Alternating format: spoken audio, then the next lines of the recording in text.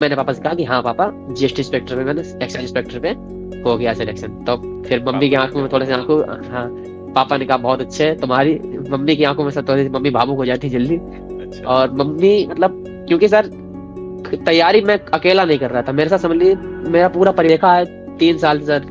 Mummy भी परेशान होती थी जब भी मैं जाता था, तो वह सुबह मुझसे पहले उठ जाती थी। मैं तो अगर, क्योंकि पेपर से सुबह होता था, तो यहाँ से कानपुर लगभग 100 किलोमीटर दूर पड़ता है, तो ट्रेन से जाता था। कभी कभी 3 या 4 बजे ट्रेन आती थी। गेट खोले घर के और पटाखे पटाखे चलाए। मैंने कहा पापा होली है इस समय, दिवाली मत बनाइए, बनाइए अच्छा। आप।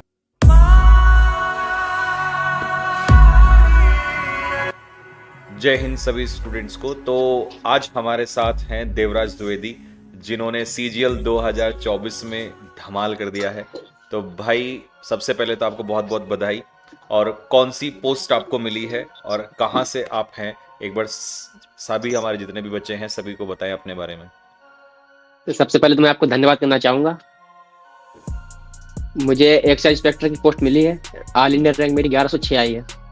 मैं उत्तर प्रदेश से हूँ, उत्तर प्रदेश में कन्नौज जिले से। उत्तर प्रदेश के कन्नौज जिले से। All yes sir, India rank है हमारी 1106। 1106। और पोस्ट मिला है हमें एक्साइज इंस्पेक्टर। Yes sir. बहुत बधाई आपको और आपके परिवार वालों को, सभी को बहुत बधाई। तो यस सर। अभी हम लोग देवराज, हम लोग अपनी जर्नी स्टार्ट करेंगे कि कहाँ जी से सर। आपने स्टार्ट किया था। आप पूरा प्रॉपर एक एक चीज़ें सभी स्टूडेंट्स को बताइएगा, कि ताकि बहुत सारे बच्चे ऐसे हैं जो आपसे रिलेट कर पाएंगे। तो आपने कहाँ यस से सर। स्टार्ट किया, ठीक है, और किस तरीके से तुम मुझसे जुड़े, कहाँ कहाँ कहाँ किस किस चीज़ों से आपको हेल्प मिली, वो सारी आप बताइए। यस सर, मैंने सर सबसे पहले स्टार्ट किया था 2021 में, जब लॉकडाउन लगा हुआ था।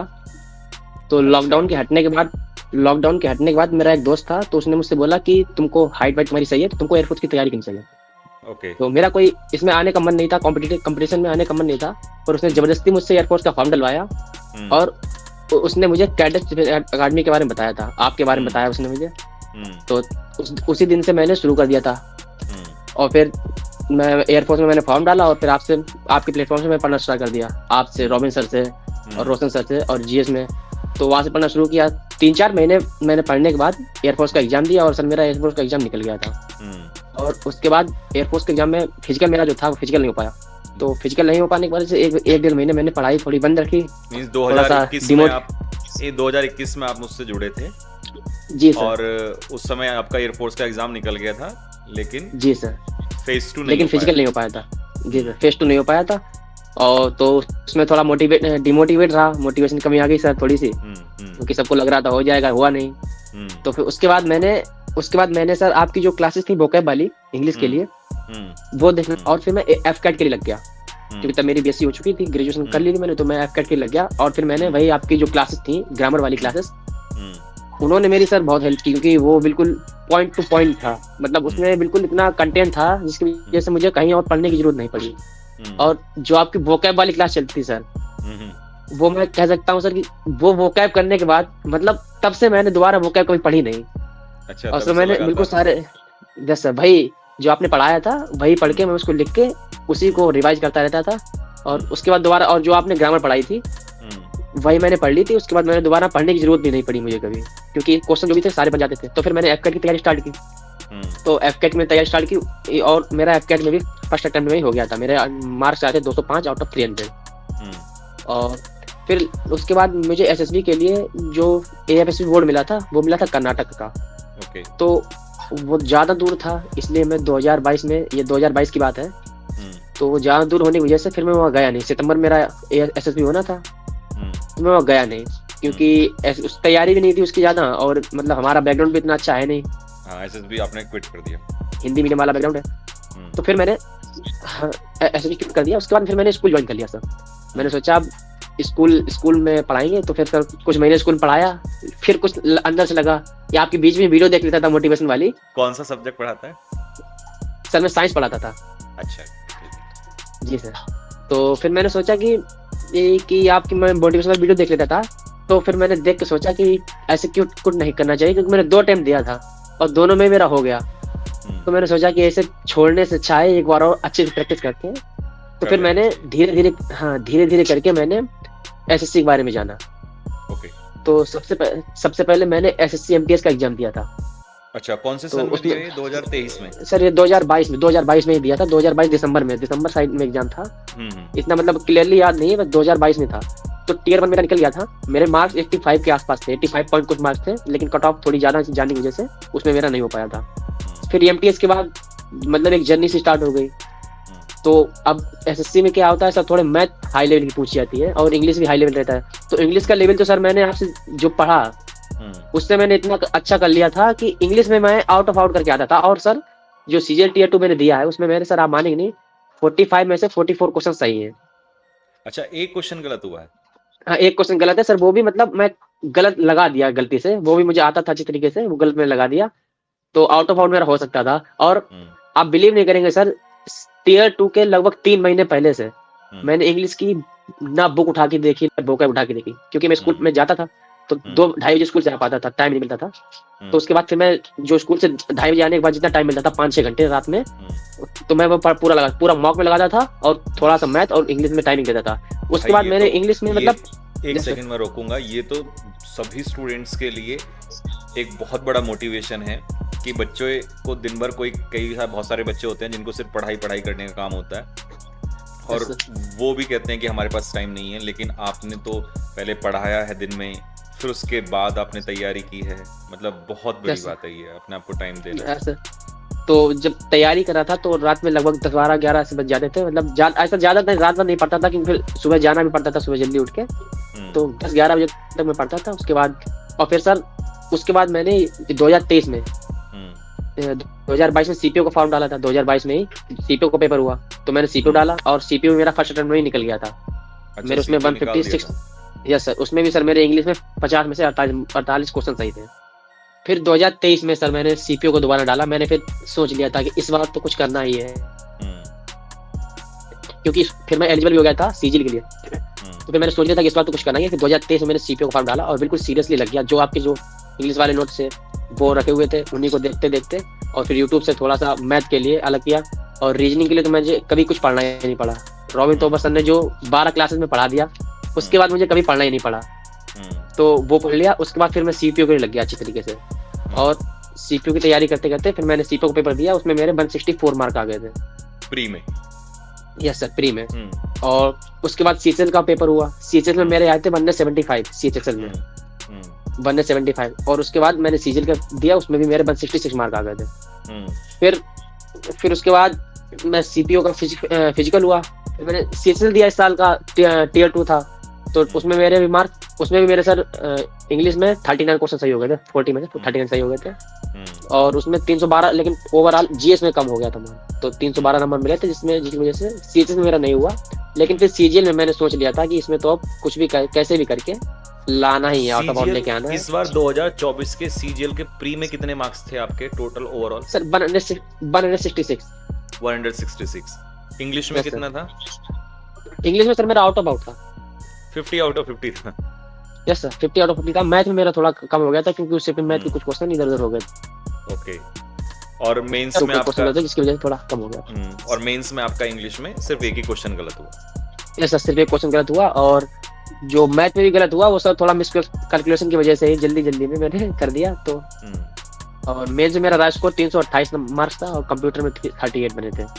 आप हमारे स्टूडेंट्स को, जो बच्चे सीजीएल की तैयारी कर रहे हैं या सीपीओ की भी तैयारी कर रहे हैं, क्योंकि आपने सीपीओ की भी तैयारी की है, निकाला भी है, और या सीएचएसएल या एमटीएस की तैयारी कर रहे हैं, तो उन स्टूडेंट्स को क्या अपनी तरफ से एक एडवाइस दोगे? कि क्योंकि देखिए सीजीएल में भी इंग्लिश का सबसे ज्यादा रोल है, सीपीओ में भी सबसे ज्यादा रोल है, एमटीएस में भी इंग्लिश और जीएस का रोल है, ठीक है? तो इंग्लिश कहीं ना कहीं एक बड़ा रोल प्ले करता है इन सभी एग्जाम्स में, और क्योंकि तुम्हारा स्कोर आउट ऑफ आउट ही चलता हुआ आ रहा है और तुम एयरफोर्स से स्टार्ट किया है, यूपी बोर्ड रहा है तुम्हारा या CBSE? Yes sir, UP board sir, मैं हिंदी मीडियम से पढ़ा। बहुत बड़ी बात है कि यूपी बोर्ड से होने के बावजूद भी तुम्हारा इतना अच्छा स्कोर सीजीएल जैसे एग्जाम में या सीपीओ या इवन एमटीएस के एग्जाम में, क्योंकि इंग्लिश तो वहां भी अच्छी आती है, तो इसमें काफी अच्छा स्कोर तुम्हारा रहा और तुमने एयरफोर्स भी निकाल लिया था। तो क्या बच्चों को सलाह देना चाहोगे? क्योंकि तुम्हारी जर्नी तो काफी लंबी रही है यार, तुम तो लगभग मेरे से 4-5 साल से जुड़े हो। सर सबसे बड़ी सलाह अगर मैं बच्चों को दे सकता हूँ तो यही है कि आप जिस टीचर से पढ़ रहे हैं उसके ऊपर भरोसा रखें। क्योंकि मैंने देखा है कि बच्चे क्या करते हैं, जैसे एक टीचर से पढ़ना स्टार्ट किया, कुछ दिन उनसे पढ़ते हैं, फिर उन्होंने कोई दूसरा टीचर देख लिया यूट्यूब पे, फिर वो उनसे पढ़ने लगते हैं, तो बच्चा भटक ज्यादा रहा है। इवन कि मेरे कुछ फ्रेंड्स भी हैं जो स्टार्ट किया था किसी और टीचर से पढ़ना, उनका बैच लिया, 2-3 महीने बैच पढ़ा, फिर उन्हें समझ नहीं आया तो उन्होंने दूसरा टीचर चेंज कर दिया। ऐसे से वो टीचर चेंज करते चले गए। लेकिन मेरे माइंड पहले से क्लियर था कि मैं इंग्लिश अगर पढ़नी है तो संजीव ठाकुर सर से पढ़नी है। जो आपकी सलाह का ध्यान होगा, एयरफोर्स में आपने बताई थी एक रफाल टेक्निक वगैरह वगैरह होती थी, तो वो सारी रफाल मेथड, हु और हुम वाला। यस सर आज भी फेमस तो है अभी हु वाला। तो सर उसके बाद सर मुझे हु में कभी प्रॉब्लम नहीं हुई। जो आपने एक बार बता दिया हु कैसे लगता है, मैं पता चल गया था। तो भाई जो टेक्निक दिमाग में एक बार सेट हो चुकी थी, तो मैंने सोचा दोबारा कहीं मैं चेंज नहीं करना चाहता हूँ। मैं बिल्कुल एक बार जो मैंने सिलेक्ट पढ़ लिया है उसी ऊपर मैं टिकूंगा, और मुझे भरोसा था पूरा सर कि जैसे आपने पढ़ाया है मुझे पूरा भरोसा था कि इसमें से ही आएगा, और मैंने वही किया। और सर पेपर में मतलब मुझे हर एक स्टूडेंट को, मुझे ऐसा लगता है, रखनी चाहिए। और वो बात बिल्कुल सही बोली आपने कि हमने जिस टीचर पे एक बार भरोसा कर लिया है तो हमें उस टीचर के साथ चलना चाहिए। क्योंकि बार बार टीचर बदलने से भी कई बार क्या होता है कि हमें जो तरीका एक टीचर का समझ में आ रहा है और फिर हम दूसरे टीचर के साथ जाते हैं तो कई बार होता है कि प्रॉब्लम हो जाती है। हाँ, अगर मान लो हमें समझ ही नहीं आ रहा है तो फिर एक अलग बात है। हाँ, समझ में नहीं आ रहा तो बात अलग हो जाती है। लेकिन जब मैं सोच रहा था मुझे समझ में आ रहा है, मैं क्वेश्चन लगा रहा हूँ, क्वेश्चन बन रहे हैं, तो मैं फिर और जगह क्यों जाऊँ। और जहां तक बात रही सर आउट ऑफ आउटलाइन की, तो जब मैं देखता था कि इसमें मार्क कम आए हैं तो मैं फिर जो मॉक लगाया होता था उसका मैं बहुत अच्छी तरीके से एनालाइज करता था। और मैंने मॉक्स भी सर काफी लगाए। सीजीएल टियर 1 के लिए मैंने लगभग 75 मॉक लगाए थे। चलिए, बहुत बहुत बहुत आपको शुभकामनाएं, आपके परिवार वालों को। परिवार में सब खुश हैं अभी? अब तो होली। यस सर, बहुत अच्छा है ना, होली की खुशियां दुगनी हो गई हैं। सर मैंने बताया सर, क्योंकि जब एयरपोर्ट में पढ़ता था तब से वो मतलब मेरे घर वाले पापा वगैरह आपको जानते हैं, तो मैंने बताया था। हाँ, मैं दिखाता रहता था कि पापा ये टीचर हैं, और मैंने बोला भी था पापा से एक बार कि अभी जब सिलेक्शन हो जाएगा तो उनसे मिल के आऊंगा। तो पापा बोलते थे हाँ चलना। और सर मतलब आज सर आपसे बात हो रही, मुझे भरोसा नहीं हो रहा कि मैं आपसे बात कर रहा हूँ, मुझे ये सपने जैसा लग रहा है। नहीं, आप ऐसा नहीं है, हम भी आप ही के जैसे हैं। बस ये है कि हम लोग आपके समय, अब एयरफोर्स में यार 2000 कोविड से इतने लंबे टाइम से मैं पढ़ा रहा हूँ आप लोगों को, तो कई बार ऐसा होता है कि जब हम एक टीचर के साथ जुड़े होते हैं तो लगाव ज्यादा हो जाता है। जी सर। और सर वो आपका फेमस डायलॉग है, यू आर माई कार्डियोलॉजिस्ट, मैं कहना चाहूंगा sir, really you are my cardiologist. Thank you भाई, थैंक यू। बहुत अच्छा लगा आपसे बात करके, और आप बहुत सारे ऐसे स्टूडेंट्स के, मिलियंस ऑफ स्टूडेंट्स के इंस्पिरेशन होने वाले हो। कारण पहली चीज तो आप हिंदी मीडियम बैकग्राउंड से हो, दूसरी चीज कि आप हिंदी मीडियम से आने के बावजूद आप जितने भी एग्जाम दे रहे हो, चाहे एयरफोर्स दिया, फिर उसके बाद एमटीएस दिया, फिर CHSL दिया, CPUSI दिया, और अब CGL दिया आपने, और चाहे प्री हो वहाँ 50 आउट ऑफ 50 आपका 2024 में इंग्लिश में स्कोर है, और मेंस में सिर्फ एक ही क्वेश्चन आपका गलत हुआ है ना। तो ये बहुत बड़ी बात है कि हिंदी मीडियम का बच्चा एक गाँव के बैकग्राउंड से आता है और हिंदी मीडियम बैकग्राउंड से आता है और इतना अच्छा स्कोर कर जाता है, और आप फाइनली आज एक्साइज इंस्पेक्टर बन चुके हैं। तो भाई मतलब मुझे ज्यादा गूज़बम्स हो रहा है, बहुत अच्छा लग रहा है। क्वेश्चन पूछता हूं मैं आपसे। Yes sir. एक समय तो ऐसा आपकी लाइफ में आया होगा जब आपको ऐसा लगा होगा कि अब भगवान दर्द बहुत ज्यादा हो गया है, अब तो थोड़ा सा राहत दे दो, क्योंकि तुम 2021 से लगे हो यार। Yes sir. तो उस समय वो क्या था, क्या मोमेंट था, और तुमने उसको कैसे हैंडल किया? क्योंकि बहुत सारे बच्चे इस चीज से परेशान होते हैं, वो मोमेंट बताओ आप। सर जब भी कभी किसी एग्जाम में फेल होता था तो मैं सोचता था कि अरे यार फिर से फेल हो गया, तो बहुत ज्यादा ऐसा लगता था कि अब छोड़ दूं, नहीं पढ़ाई नहीं करूंगा, कुछ अपना काम कर लेता हूँ, कहीं जॉब कर लेता हूँ प्राइवेट कंपनी में। लेकिन सर फिर मुझे आपकी एक बात याद आ जाती थी, जब आप पढ़ाते थे तो आपने एक बात बोली थी कि अपने लिए नहीं अपने माँ बाप के लिए करो।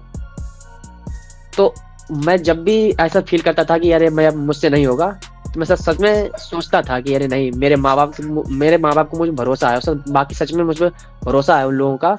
क्योंकि जितने भी मैं एग्जाम देने के लिए गया हूँ मेरे पापा मेरे साथ गए देने के लिए, और मैं फिजिकल में फेल होता था तो मेरे पापा कभी मतलब ये नहीं कहते थे कि अरे ऐसा तूने कर दिया तो काम चोरी करता है। हमेशा वो सर कंधे पे हाथ रख के बोलते थे चलो कोई बात नहीं, आगे फिर होगा, आगे फिर मौका आएगा, आगे फिर मौका आएगा।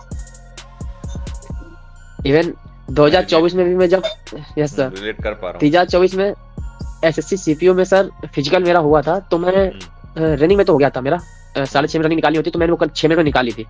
तो उसमें सर लखनऊ में मेरा 4 बटालियन एसएसबी में मेरा हुआ था फिजिकल। तो वो रोड पे दौड़ाते हैं, तो पापा मेरे सामने खड़े थे रोड पे। तो मैं उनके सामने अपने हाथ उठा के मैंने कहा हाँ मैं रनिंग के लिए जा रहा हूँ। रनिंग हुई और मैं सबसे पहले आ गया था। मैंने सबसे पहले 5:45 में मैंने आसपास में मार ली थी। तो सबसे पहले बाहर आया, मैंने हाथ उठा के पापा से कहा, पापा ने कहा हाँ ठीक है। तो फिजिकल में रनिंग हो गई थी। फिर वहीं पे जो स्प्रिंट होती है 100 मीटर की, वो भी वहीं पे हो गई थी। तो मेरे पापा को मतलब थोड़ा सा राहत मिली कि हाँ अब तो हो जाएगा। लेकिन अंदर जब वो लेके गए अंदर, सर लॉन्ग जंप में मुझसे नहीं हो पाया। मैं बताना चाहूंगा कि उसमें सर 3 अटेम्प्ट मिलता है लॉन्ग जंप के लिए। 12 फुट होती थी, मैं यहाँ पे 12 फुट का लॉन्ग जंप करके जाता था।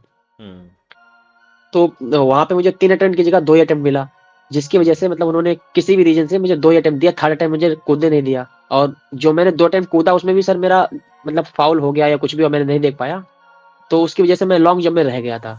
और मैं सर यहाँ पे पूरी प्रैक्टिस करके जाता था, डेली जाता था। मैं डेली आके बताता था कि पापा को, पापा की आज मैंने 13 फुट की लगाई, आज मैंने 14 फुट लगाई लॉन्ग जंप। अभी पापा को क्या, पापा से बात हुई? यस सर, पापा सर मेरे साथ ही रहते हैं। तो रात में रिजल्ट आया था 12:30 बजे। दोस्त ने फोन किया मेरे पास कि 12 बजे के पास फोन किया उसने कि रिजल्ट आ गया, रिजल्ट चेक करो। तो मैंने पहले तो सर कट ऑफ देखी, और कट ऑफ देख के मेरे तो होश उड़ गया, क्योंकि मेरे रॉ स्कोर आ रहा था 328। तो मैंने जब कट ऑफ देखी तो सर मैं आंसू निकल आए तुरंत। मैंने कहा अरे अब क्या होगा। तो मेरा भाई भी साथ रहता है, मुझसे 1 साल छोटा है। तो वो भी तैयारी कर रहा है। तो उसने कहा कि अरे हो सकता है कट ऑफ क्या देख रहे हो, एक बार रिजल्ट चेक कर लो। रिजल्ट चेक किया तो उसने मेरा नाम लिखा तो उसमें आ गया। मैंने कहा नाम से नहीं, रोल नंबर चेक करो, हो सकता है गलती हुई हो। विश्वास नहीं, रोल नंबर चेक, हाँ विश्वास ने। तो रोल नंबर चेक किया तो रोल नंबर में लिख के आया, जब उसमें लिख के आया B16 और रैंक लिख के 11/6। तो मुझे लगा कि हो सकता है ये कुछ गलत दिखा रहा हो। तो मैंने फिर दोस्त को फोन करके बोला, मैंने उससे कहा कि जरा PDF खोलो, मेरा रोल नंबर डाल के देखो या सही आया कि गलत आया है। फिर उसने खोला, देखा, उसने कहा अरे भाई सही है, तुम्हारा सिलेक्शन हो गया। मुझे बस विश्वास नहीं हो रहा था। तो पापा उठ गए, पापा ने कहा क्या हुआ, रिजल्ट आ गया क्या? मैंने कहा अभी PDF में नाम लिख के आ रहा है, लेकिन अभी क्लियर नहीं है, क्योंकि कट ऑफ सर इतनी ज्यादा थी कि मतलब मैं तो समझ ही नहीं रहा कट ऑफ इतनी ज्यादा चली गई है। नहीं, वो तुम्हारा विश्वास नहीं हो रहा था। इतना ज्यादा हो गया है। जब इंसान इतनी बार टूट जाता है तो फिर सक्सेस जब मिलती है तो विश्वास नहीं हो पाता। मैं समझ रहा हूँ, मैं वो रिलेट कर पा रहा हूँ उससे। मैं इतना जहाँ डर रहा था, तो मैंने कहा पापा से अभी पापा चिंता मत करो, अभी पहले एक बार देख लेने दो सही से। तो फिर मैंने दोबारा क्रॉस चेक किया तो उसमें B16 लिख के आ रहा था। मुझे समझ में नहीं आ रहा था ये है कि नहीं है। फिर मैंने दोस्त को फोन किया, मैंने कहा तुरंत तुम चेक करके बताओ। फिर उसने अपने कंप्यूटर पे PDF निकाली, उसने नाम देखा, उसने कहा हाँ भाई तुम्हारा GST इंस्पेक्टर में ही हो गया है। तब भी मुझे सर विश्वास नहीं हुआ। तो मेरे पापा से कहा सिलेक्शन हो गया है, लेकिन किस पे सिलेक्शन हुआ ये नहीं पता है अभी। फिर रात में थोड़ा और आधे घंटे तक देखते रहे। जब काफी टाइम तक देखा, मैंने फिर यूट्यूब पे वीडियो देखना स्टार्ट कर दिया, जो सर सभी चैनल पे आएगा, रिजल्ट आ गया था। तो मैंने देखा कट ऑफ इतनी ज्यादा जा रही है, मुझे विश्वास नहीं हो रहा कि कट ऑफ ज्यादा जा रही है, मेरा रोल नंबर है, नाम आ कैसे गया इसमें। फिर उन्होंने बताया कि शायद नॉर्मलाइजेशन की वजह से ऐसा हुआ है। तब मैंने पापा से कहा कि हाँ पापा GST इंस्पेक्टर में, मैंने एक्साइज इंस्पेक्टर पे हो गया सिलेक्शन। तो फिर मम्मी की आंखों में थोड़े से आंसू, हाँ पापा ने कहा बहुत अच्छे, तुम्हारी मम्मी की आंखों में सर थोड़ी, मम्मी भावुक हो जाती जल्दी। और मम्मी मतलब क्योंकि सर तैयारी मैं अकेला नहीं कर रहा था, मेरे साथ समझ लीजिए मेरा पूरा परिवार ही तैयारी कर रहा है, क्योंकि मैं जब भी कभी जाता था पेपर देने के लिए। बहुत बड़ी बात है ये बहुत बड़ी बात है। मैंने इतने इंटरव्यूज लिए हैं पहले, चाहे एयरफोर्स में हो या अदर चीज़ों में हो, NDA में हो, और अब SSC में भी इंटरव्यूज लेना स्टार्ट कर दिए हैं। आप पहले स्टूडेंट हो जिसने मेरे दिल को टच किया है, और बहुत बड़ी बात बोली है, एक बहुत बड़ी सच्चाई बोली है कि जब एक स्टूडेंट तैयारी कर रहा होता है, एक लड़का तैयारी कर रहा होता है या एक लड़की तैयारी कर रही है, तो वो अकेला नहीं तैयारी कर रहा होता है, पूरा परिवार उसके साथ तैयारी कर रहा होता है। नहीं, बहुत अच्छा, बताइए।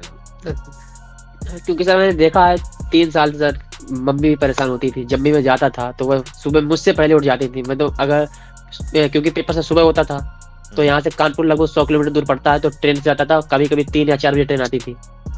तो सुबह मैं अगर 3 बजे उठ रहा हूँ तो वो मुझसे 2 बजे उठ के खाना बना के रख देती थी कि तुम खाना खा के जाओ, खाना लेके जाओ। और पापा मेरे हमेशा साथ जाते थे, इसलिए नहीं कि उन्हें डर लगता था कि मैं अकेले जा पाऊंगी, नहीं, वो कहते थे चलो कोई बात नहीं, मैं तुम्हारे साथ चल रहा हूँ। क्यों वो सोचते थे कि अगर अच्छा तुम्हारा नहीं भी हुआ तो भी मैं तुम्हारे साथ हूँ, कोई बात नहीं। तो मैं इतनी बार फेल हुआ। CCL का अभी कुछ दिन पहले रिजल्ट आया था CCL का, तो उसकी कट ऑफ 321 गई थी और मेरे नंबर 312 ही थे। तो मैंने कहा पापा से, पापा 312 नंबर है और कट ऑफ 321। उन्होंने कहा कोई बात नहीं बेटा, अब वो कट ऑफ इतनी ज्यादा चली गई, उसमें तुम्हारी कोई गलती है नहीं, तुमने तो पूरी मेहनत की। तो उन्होंने सैल्यूट कहा मेरी तरफ से कोई बात नहीं। मेरी तरफ से मम्मी पापा को सैल्यूट है आपके कि इतने मुसीबत जी के टाइम में भी वो आपके साथ रहे। नहीं, बहुत अच्छी चीज जी है जब सर, ऐसे उन्होंने इतना पेरेंट्स साथ मतलब रहते हैं। साथ दिया, ऐसा उन्होंने सर मतलब पूरा साथ दिया। जो पेरेंट जितना साथ दे सकता है, कोई भी कितना साथ, उन्होंने पूरा किया जितना उन्होंने कर सकता। अब सर उसके बाद सर मेरी भी जिम्मेदारी बनती थी कि मैं अपनी पूरी 100% एफर्ट लगा दूं। नहीं, आपने इसलिए एफर्ट्स जब बिल्कुल लगा दिए और दिखा दिया कि नहीं, जो घर वालों ने विश्वास किया था उसको आपने पूरा कर दिया है। नहीं, बहुत यस अच्छा। सर, फिर सर मैंने रात में बताया पापा को, पापा हो गया है, अब हम्म कोई बात नहीं। तो पहले तो पापा ने सबसे पहले क्या किया सर, आप मानेंगे नहीं। पापा हाँ, ने सबसे पहले यूट्यूब खोला, हाँ, यूट्यूब पे खोल के सबसे पहले उन्होंने देखा कट ऑफ हाँ, कितनी गई है, क्या हुआ हाँ, है। हाँ, पापा पूछते हैं कि कट ऑफ तो इतनी ज्यादा गई है। हाँ, मैंने कहा पापा नाम आ रहा है, हम्म, पीडीएफ में नाम आ रहा है, बस अब नाम देखिए। तो उन्होंने कहा अब इसमें कुछ गड़बड़ तो नहीं हो जाएगा, क्योंकि कट ऑफ इतनी ज्यादा जा रही है, रॉ स्कोर तुम्हारा कम था। मैंने कहा पापा अगर गड़बड़ होगी तो फिर मेरे साथ जो 18,000 बच्चे हुए हैं उनके साथ सभी की होगी गड़बड़। तो मैंने कहा अब कोई बात नहीं, थोड़ी टेंशन मत लीजिए आप। फिर भी सुबह उठ के सबसे पहले उन्होंने पूछा कि अभी ये बताओ डीवी कब होगा और डीवी कहाँ देने चलना है।